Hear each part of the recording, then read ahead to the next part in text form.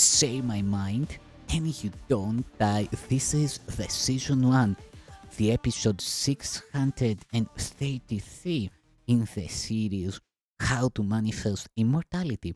And the name of today's teaching is Perception and Choice.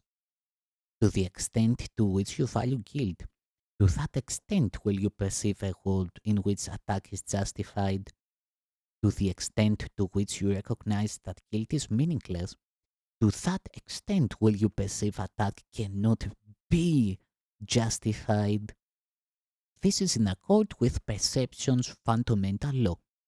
You see what you believe is there, and you believe it there because you want it there. Perception has no other law than this. The rest but stems from this, to hold it up and offer it support. This is perception's form adapted to this world of God's more basic law that love creates like itself and nothing but itself. God's laws do not obtain directly to a world perception rules, for such a world could not have been created by the mind to which perception has no meaning. Yet are his laws reflected everywhere, not that the world where this reflection is real at all, only because his son believes it is, and from his son's belief, he could not let himself be separate entirely. He could not enter his son's insanity with him, but he could be sure his sanity went there with him, so he could not be lost forever in the madness of his wish. Perception rests on choosing. Knowledge does not. Knowledge has but one law because it has but one creator. But this world has two who made it, and they do not see it as the same. To each, it has a different purpose, and to each, it is a perfect means to serve the goal for which it is perceived. For specialness, it is the perfect frame to set it off, the perfect battleground to wage its wars, the perfect shelter for illusions which it would make real. Not one but it upholds in its perception, not one but can be fully justified. There is another maker of the world, the simultaneous corrector of the mad belief that anything could be established and maintained without some link that kept it still within the laws of God. Not as the law itself upholds the universe as God created it, but in some form adapted to the need the Son of God believes he has. Corrected error is the error's end, and thus has God protected still his Son, even in error. There is another purpose in the world that error made, because it has another maker who can reconcile its goal with his creator's purpose. In his perception of the world, nothing is seen but it justifies forgiveness and the sight of perfect sinlessness. Nothing arises but is met with instant and complete forgiveness. Nothing remains an instant to obscure the sinlessness that shines unchanged beyond the pitiful attempts of specialness to put it out of mind where it must be and light the body up instead of it. The lamps of heaven are not for mind to choose to see them where it will, if it elects to see them elsewhere from their home, as if they lit a place where they could never be. Then must the maker of the world correct your error, lest you remain in darkness where the lamps are not.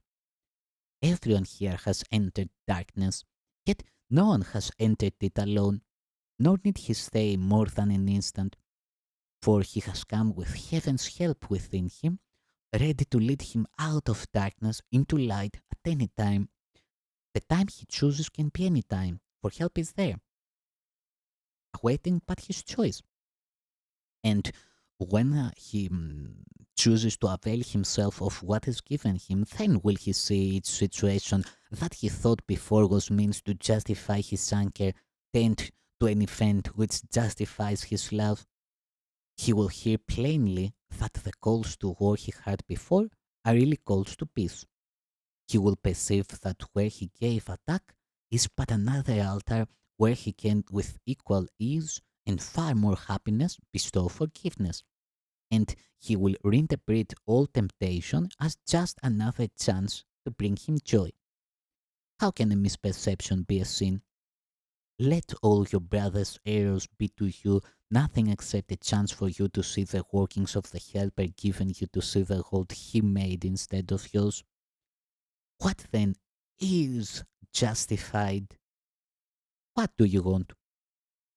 For these two questions are the same. And when you see them as the same, your choice is made. For it is seeing them as one that brings release from the belief there are two ways to see. This world has much to offer to your peace and many chances to extend your own forgiveness. Such its purpose is to those who want to see peace and forgiveness descend on them and offer them the light. The maker of the world of gentleness has perfect power to offset the world of violence and hate that seems to stand between you and his gentleness. It is not there in his forgiving eyes, and therefore it need not be there in yours. Sin is the fixed belief perception cannot change. What has been done is done and done forever, being forever unforgivable. If then it is forgiven, sin's perception must have been wrong, and thus is change made possible. The Holy Spirit too sees what he sees as far beyond the chance of change, but on his vision sin cannot encroach, for sin has been corrected by his side, and thus it must have been an error, not a sin, for what it claimed could never be has been. Sin is attacked by punishment and so preserved, but to forgive it is to change its state from error into truth. The Son of God could never sin, but he can wish for what would hurt him, and he has the power to think he can be hurt. What could this be except a misperception of himself? Is this a sin or a mistake, forgivable or not? Does he need help or condemnation? Is it your purpose that he be saved or damned? Forgetting not that what he is to you will make this choice your future, or you make it now, the instant when all time becomes a means to reach a goal. Make then your choice, but recognize that in this choice, the purpose of the world you see is chosen and will be justified.